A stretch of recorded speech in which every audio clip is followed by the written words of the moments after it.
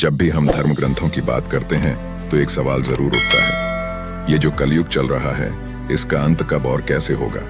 हिंदू धर्म में 4 युग माने गए हैं, सतयुग, त्रेता युग, द्वापर युग और कलयुग। अब हम चौथे और अंतिम युग कलयुग में जी रहे हैं। कलयुग को पाप, अधर्म, लालच और भ्रम का युग कहा गया है।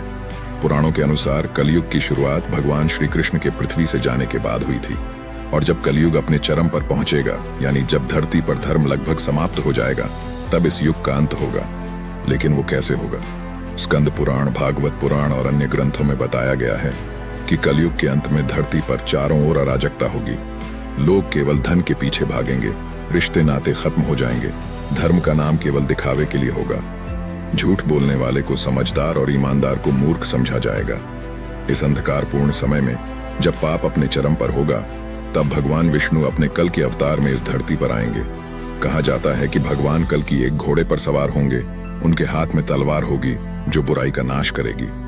वो पापियों का अंत करेंगे, अधर्म का विनाश करेंगे, और फिर एक नए युग की शुरुआत होगी जो फिर से सतयुग होगा। यानी समय एक चक्र की तरह चलता है, सतयुग से कलयुग और फिर से सतयुग। इस चक्र का उद्देश्य यही है कि जब पाप हद से बढ़ जाए तो उसका अंत तय होता है। लेकिन एक बात और, ग्रंथ ये भी कहते हैं कि हर इंसान के कर्म ही तय करेंगे कि वो इस चक्र में कहां खड़ा है।